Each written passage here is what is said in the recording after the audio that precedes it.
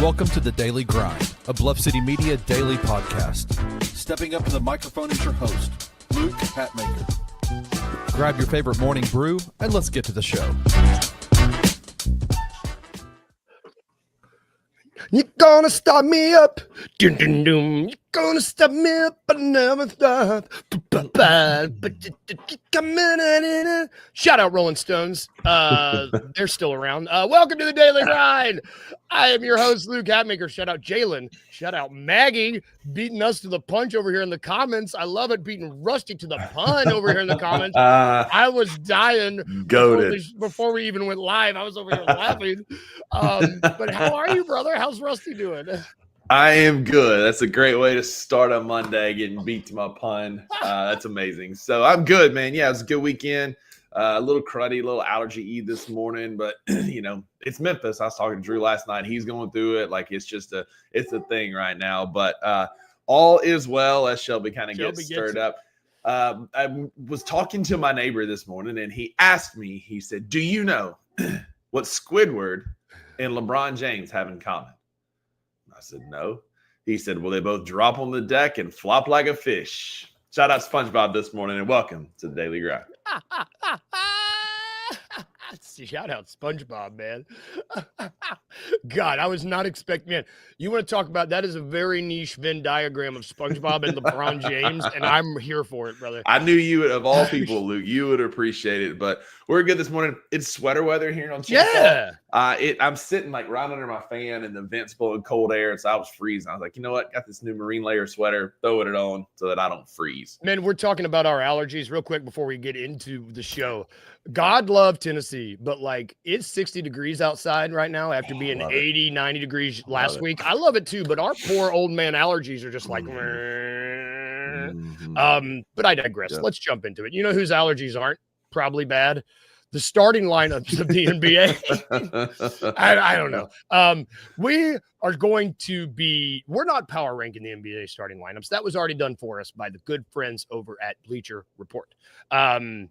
This is, I guess we're starting to get into the time, you know, like training camps are starting. We're going to, or are about to start. We're getting to the point where we really can start fully getting into the nitty gritty of starting lineups and whatnot. Basketball's so close, I can almost smell it. It's so great. Like we're preseason week 4s here in NFL, and after that happens, I mean, basketball's just around the corner. And so Bleacher Report has done us the favor. Morning, Edward. Morning, Say. Morning, Wayno. Everybody, thank you all for joining us. If you're not hopping over on YouTube, go jump over there, hang out with us. Bleacher Report has ranked the NBA starting lineups, and I don't know what's going on, but it seems between the Hoops Hype stuff and between Bleacher Report, the last couple things we've been talking about, I have not felt very disrespected. And normally I feel pretty disrespected coming in here. But Bleacher Report has the Memphis Grizzlies ranked as the number 9 best starting lineup currently in the NBA. The only teams that are ahead of them are the Knicks, the Magic, the Warriors, which this is starting lineups, so I guess we should keep that in mind. The Clippers, the Rockets, Cavs, Nuggets, OKC. Now, I would say Clippers and Golden State in a vacuum, they're better than the Grizzlies, but that's neither here nor there. You lose Desmond Bane, who goes to Orlando, and Orlando is 2 spots ahead of the Grizzlies. I don't think that 9 is a pretty bad spot. I mean, I guess we just go into the mindset that we're going to be disrespected or put upon. So I was expecting to be in the bottom half. But we're not. I feel like we're actually at a decently ranked spot here. What are your thoughts? Apropos. Like, it feels like it's the spot. I mean, they talk about our starting 4 lineup of Morant, Wells, Jackson, Edey had a net rating of plus 21.9 last year. And that was despite some coaching tomfoolery and malpractice and misuse of the assets that we have. One, especially Zachary Edey, Speedy Edey, as known to some, him and his Kia. But and they even say like this could be a sneaky good lineup with a healthy or even okay KCP. Like if he can provide any kind of jump or spark for this team, then I think we would have a better starting lineup. And then we've also got a guy named Cedric Howard, who we truly don't know what we have in him just yet because he hasn't been able to play a lot of ball. He's been still nursing that shoulder injury. And so we don't know what we have in him. And I'm not going to tie all my hopes and dreams and anchor to a rookie, but I think KCP does make this a better lineup. And I think that even without Desmond Bane, we're still going to have a solid starting lineup for an NBA team. And you look at who we're around, right? Like the Knicks, I get even right behind them, and the Magic, who have Desmond Bane and have gotten a lot better, but we're immediately ahead of the Lakers, who them being at 10 is criminal. Like, the only reason they're at 10 is because of Luka and LeBron. Yeah. If you take out either one of those dudes and insert one of their regular players, I mean, that's not even a top 15, 18 lineup in the league. And then at number 11, the Timberwolves, I feel like we're appropriate where we are, and they gave us some cred over some good teams. Yep. This, we've been slowly. I mean, we've been overlooking at the FanDuel. Speaking of FanDuel, take over on the 40.5. Yeah, I mean, we've been talking about that. It's like if this starting lineup is ranked in the top 10 starting lineups, like this is like a 4th, 5th seed ranking if you were to project this out to the playoffs, not like project it through a full season, not play-in material. And I'm just really interested. I would. You mentioned the Lakers. I scrolled down the Lakers, and we got Rui and DeAndre Ayton on their starting lineup. I just don't. I don't know what I think about that. And that plus 21.9 of the Grizzlies starting 4 minus. I didn't realize it was that high. I really didn't, and I just think that if we get an optimal KCP, which he was not being used optimally in his role this dude has a championship. This dude knows how to play with champions. I just think you add that piece to this plus 21.9, and you got the potential for something really special there. Agreed. And I think, it's going to be interesting to see how they're used. Like, this team has got a lot of potential, but we don't know. Still a lot of question marks. Like, I like what Tomas is doing. I like what this team is the direction it's heading, but we all have this weird kind of like unknown because of just how goofy last year really was heading down the stretch. Yeah, this could be a 4 or 5 seed roster. It could be higher. I think, losing Desmond Bane, and Kenny's talking about Desmond Bane, like it's wild how much better people think he is since he went to Orlando. Bro, have you seen what they're saying about Jay Huff? Jay Huff is like getting glazed like nobody's business. But like, if this team stays healthy, that's been a big if, and we'll talk about risers and fallers here in a minute. I've got some thoughts on that that other article that you sent that we're going to talk about here in a minute. Like, there's a lot of potential here. I do think losing Desmond Bane is going to hurt, but I think we rate, like, our floor came up a little bit, even if our ceiling didn't go any higher. Because I think that adding the vet savvy KCP, adding Ty Jerome's ability to get a whole lot of buckets off the bench, all are great. But Jalen nailed it. Like, Ja has to be healthy. Yep. Jaren's been healthy. He's been kind of the guy. He missed a couple of weeks last week and ultimately played poorly down the stretch because of a bad ankle. But by and large, he's been relatively healthy since early in his career. But if Ja doesn't play 65 games, it doesn't matter. Like, whatever, we could talk about all the Ty Jeromes of the world and the Jalen Wells of the world and the Zach Eady's of the world, but it doesn't matter if Ja's not healthy. And so if Ja is healthy, then this is an absolutely top 6 or 7 lineup in the league simply because of who Ja Morant is. And then you can piece in around whoever, you want around that. But Ja's just got to be healthy for the other guys to truly, be what they can be. Yeah, there's the shows my political knowledge. There's that old saying, I think it's like, so goes Iowa, so goes the nation. They used to talk about in the election, like whoever gets Iowa, that's who's got. Deep cut. Yeah. I don't know. So goes Ja, so goes the Grizzlies. Like, however his health, it is all dependent on the swinging of his health. More so than Jaren. I mean, we want Jaren to be healthy, but I think it's more dependent on Ja than anything else. Yeah, 1,000%. Which let's transition over to our next topic, because we're talking about this team. I mean, there's clearly been some rising, I would say, in the positioning of the starting lineup. Bleacher Report also released, which thank you, Bleacher Report. You're giving us a lot of the work on the first half of the show today. They released an article going through the biggest risers and fallers of every team in the NBA. And I know our guy Parrish was on this. I think I saw him tweeting about this before I even got on it, being like, what are they doing here? Because for as much as I agree with their ranking here, I don't know what they're doing with this riser and faller. They have, let's start the conversation here. They have KCP as the biggest riser on the team and Ty Jerome as the biggest faller. Mm-hmm. Before we get into that, I will ask you, who do you think your biggest riser and your biggest faller on the team is? So I think my biggest riser, I want to say Gigi. I do. Like, that's what my gut wants to say because I like Gigi. I'm a big fan of his, but last year has just got me a bit gun shy on that. I agree with the article about KCP. I mean, he has clocked 39% in the 3 previous seasons to last year. And I think last year can be chalked up as an anomaly just because of all the injuries that Orlando had. KCP has never been the number one option, and that's just not who he is. And if you have to rely on him for that, like Orlando did last year, that's what you get. And so I think that KCP has the most potential just because we've seen it before. The most potential is Gigi. But what we've seen, like the proven track record that could get back on track, to me, is KCP. For a faller, Faller's tougher. It is. And I don't want to say who I think it is because of health and injuries and not playing more than 53 games over the last 2 seasons combined. He's our superstar. He's a global sensation. Just look at his summer and how it's been. But the obvious answer is Ja, just because he doesn't stay healthy. And I hate to say that because I want Ja. Obviously, we go as Ja goes, and it's as evident as ever over the last few seasons when Ja is hurt and not playing. What happens to the Memphis Grizzlies? So I'm putting Ja and Grizzlies kind of all in one there as a faller, and so Ja could very easily fix that by staying healthy, and then we'll be one of the biggest risers in the league because Ja Morant is that level of a superstar. Yeah, you took the. You chose the hard answer. I took the hard answer. You're welcome. I'm going to take the easy answer.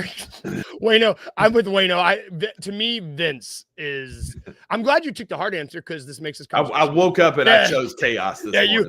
The pitchforks are coming, and again, that's nothing. I hope y'all hear that's nothing against Ja. Yeah. It's simply the facts. When he is hurt, this team falls. Point blank, period. You can argue with a wall. And so for me, that's why. But if Ja's healthy, then like I said, him and us are the biggest risers in the entire NBA. Yeah, you made the more interesting answer for a more interesting conversation is Ja. I think I'm with Wayno where it's obviously I think Vince. I mean, because Vince not only got smoke is what you're doing. Yeah, exactly. It's what I do. He's not going to lose. Shut up, Drew. Drew's on it too. How can you fall when you finish your season lying on your back? That is good. I ain't ducking no smoke.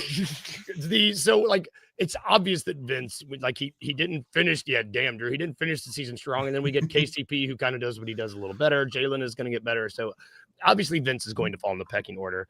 The jaw falling is interesting.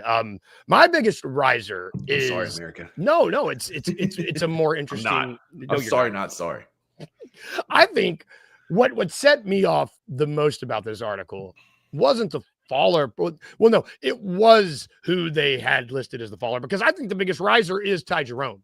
I don't know why Ty Jerome was listed as the faller because I think Ty Jerome is going to be the best signing in free agency. I think that he and in the article they say if Cole Anthony is good, it's going to hurt Ty Jerome's stock. That's like saying if my foot hurts, it might rain. Or no, that makes sense because I'm old. If my foot hurts, it's going to be sunny. It doesn't correlate. How is Ty Jerome? If Cole Anthony's good in Milwaukee, that has nothing to do with my thoughts on Ty Jerome. They're two completely different players. And I just think what Ty Jerome brings to this team is going to better unlock what the other guys can do. I think that floater game between Ty and Tripp is going to be deadly. I don't know. I think that Ty Jerome exit Luke Kennard, enter Ty Jerome, and I think it's going to be for the better in every aspect. Yeah. And then I kind of talked about this previously, but my biggest beef with this article is the last line of the Ty Jerome section. Did you see that? The very last line says, if Cole Anthony gets off to a good start, it'll be even harder for Jerome to match last year's career best work. What does that have to do with anything? Remind me again where Cole Anthony plays. It's the Milwaukee Bucks. It ain't even Memphis. Come on, bro. Tell me you're not paying attention without telling me you're not paying attention. I know it's August, and I know it's I'm the pot calling the kettle black because I try and put a T in Al Horford's last name every time I say it. So I get it. But Why are we talking about Cole Anthony? He got cut, man. He got released. This Balled out. is what I first saw this because Parrish, shout out Parrish. He literally he just circled that part of the article and was like, what is this? And I was like, I just don't get it. Like, I just think that Bleacher Report took the low-hanging fruit. He's exactly right. And you're here on Bluff City Media, 7:30, Monday through Friday, daily grind, getting the guys that are willing to have the hard conversation. Yes. The hard conversation around our superstar. Yes. Because come hang with us. If Ty Jerome falls, doesn't play as well as last year, guess what? There's other dudes that can probably piece together. Like you've got Scotty, you've got there's other guys that can help. If Ja falls, this team falls. That's it. And that's like the point of a riser and a faller should be to boost the floor or lower the ceiling of your team. And it's like Ja's the biggest one. It's the biggest one. And even if Ty Jerome has a bit of a regression to the mean, and then Bleacher Report can beat their chest and say they were right. I mean, the guy shot 43.9% from three last year. A regression to the mean, and he shoots 39%. It's still a damn good season. And we're going to be highly competitive if we have a guy off our bench making almost 4 out of every 10 3-points that he puts up. And I guarantee you, and I talked about this on the Ethos Sports Hawks podcast, I guarantee you Ty Jerome is going to be shooting a whole lot more than Luke Kennard is next year, because we had a guy that could do that on our bench last year, but we called him Cardio Kennard because he was wearing out his Fitbit, getting his steps in every night, his LA Fitness minutes. Ty Jerome is a shooter, and shooters shoot. And that's what Ty Jerome's going to do. Even if there's a bit of a regression, again, even to 38 or 39%, that's a hell of a year. That's still better than what, I'll take it. It's so silly. Yeah.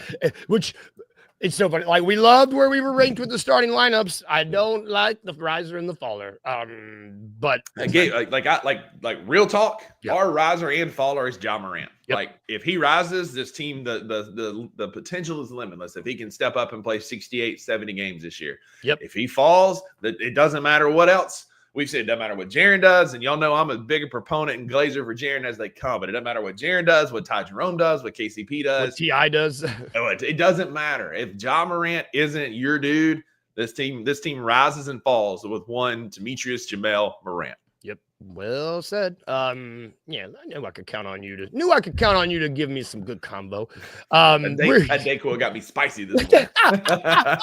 Dayquil. We are going to take a quick break, y'all. When we get back, we're going to switch gears, talk some football. Because I know the League of Avengers drafted this weekend. I want to hear you. So we'll be right back after this break.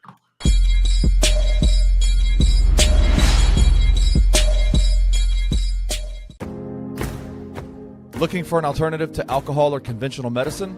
Check out Ounce of Hope, a Memphis-based dispensary with 2 local stores in the Sanderland Center and on South Cooper Street. You can get all the products you need in a location convenient to you. Each store offers an intentional shopping experience with dedicated bud tenders to answer all of your questions, from product selection and mushroom blends to our personal favorite, the Delta 9 seltzers. You gotta try the Peach Buzz. Try Ounce of Hope at either one of their 2 Memphis stores or at www.ounceofhope.com for convenient products shipped right to your door. Use the promo code BluffCity for 15% off any order, excluding sale items. Cannot be used in conjunction with other promotions or discounts. One use per customer.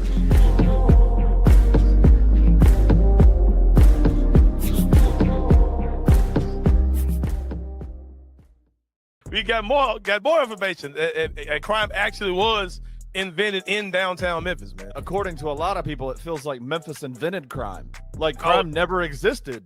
Nowhere else in the world. Nowhere else in the world is there crime but Memphis. Is there crime, except for downtown Memphis. Can I park my car outside my apartment?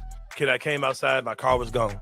And I found my car in a minute, Kenny. It was an abandoned house in South Memphis, and I got my car back, Kenny. And I have my own story to tell. My car got stolen, so I can't confirm that there actually is crime in the city. Oh, so like the actual numbers and evidence that doesn't matter. I don't care. Your anecdotal stories of individuals that have been impacted by crime invented in downtown Memphis. And Ken, I hate to say this, man. I love the Grizzlies. Y'all know I do, man. But let's get them away from you scoundrels out here, man. Just move them to somewhere safe, Seattle. Let's move them to Germantown Parkway. Check out the Anthony Sane Show Monday through Friday at 1 p.m. only on the Bluff City Media YouTube channel.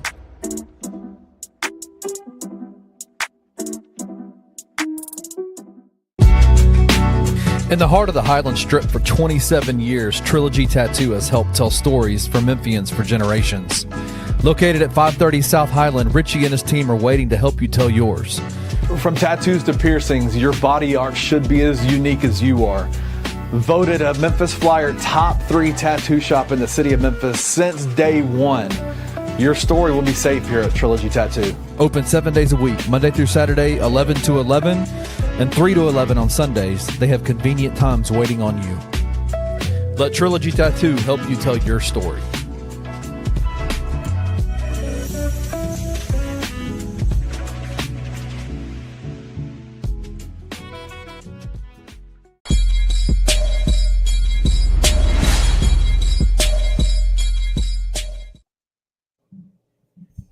And we are back. Welcome back to the show, y'all. Check out ounceofhope.com. They're great. Promo code BluffCity underneath us will get you 15% off your order. Use the QR code as well to take you to the website. They're wonderful. Get you a seltzer, give you some mushroom vitality gummies, the whole 9. Get some pre-rolls, get everything. I used my last Vitality gummy over the weekend yesterday. I need to go to the Sanderland Center and get more today. Go check them out. They get you through the afternoon. They get you perked up. And it's just like another shot of coffee, but without having to get all the jitters and caffeine headache and all that kind of stuff. It's a great alternative, much like their seltzers. Ounce of Hope, great dudes. Kenny and I and Cam were working on some cool stuff over the weekend. Excited for y'all to see some of that, some of the highlights of our Cameron wanted like a pun and live read kind of combo highlight video. They turned out pretty good because Kenny was in his bag doing his thing. Y'all know how Kenny is. So can't wait for y'all to see this. Dude, sidebar, do the gummies, do the pooping that comes with coffee come with the gummies? No, it's nice. Oh, thank God. Okay. That's all I needed to hear. All right. I digress. Enough about pooping. Real quick sidebar. Oh, yeah. You talked about the League of Avengers draft. One of the guys, shout out Zach Jones, one of the guys in our league, his fantasy football team name is the Bluff City Media Dope Pushers, and I'm freaking here for it. And it's his picture is the $2 Sports logo, and it's the Bluff City Media Dope Pushers, and I died when I saw it. That's amazing. So speaking of your League of Avengers, we're gonna switch gears to the NFL. Tell me who you drafted first overall. You had the number 1 overall pick. This is going to be important for our discussion here. I did, and I stayed true. I didn't overthink it. I tried. There were some times where I was like, Jahmyr Gibbs would be a great first year overall because he's going to get rushing and receiving and a lot of touchdowns, and he's going to be a focal point of that offense. But I didn't overthink it. First pick, number 1 overall, within 5 seconds of the draft starting was one Jamar Chase of the Cincinnati Bengals. The Bengals. So if you want to go over to FanDuel Sportsbook, check out the AFC North Division odds because Baltimore Ravens are the clear favorites. They're at -155.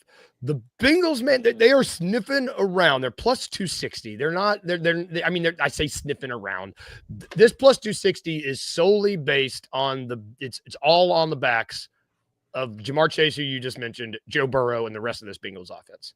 Yeah, and the fact that nobody else in that division has a pulse. It's the Ravens. They're the best team, clearly, by far. And it's going to take, and I don't wish injuries on anybody, and I happen to be a huge fan of Lamar Jackson, so especially not him, but it's going to take a Lamar Jackson injury in order for the Bengals to win. Like, yes, the plus 260 it's great money, but, like, the Ravens are going to walk the dog with that division. Aaron Rodgers, you talk about, like, ashwagandha and being high on mushrooms. You got Aaron Rodgers as the quarterback of the Pittsburgh Steelers. That ain't it.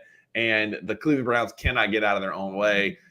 0 out of 10 chance there. So it's the Ravens to lose, but if you had to bet on somebody else, it's obviously the Bengals. Yeah, and I agree with you. Like, we're gonna have a whole Cleveland Browns conversation, I think, one day this week, just because what's happening over there, their odds, their futures, it's sad. We might just have a sad episode.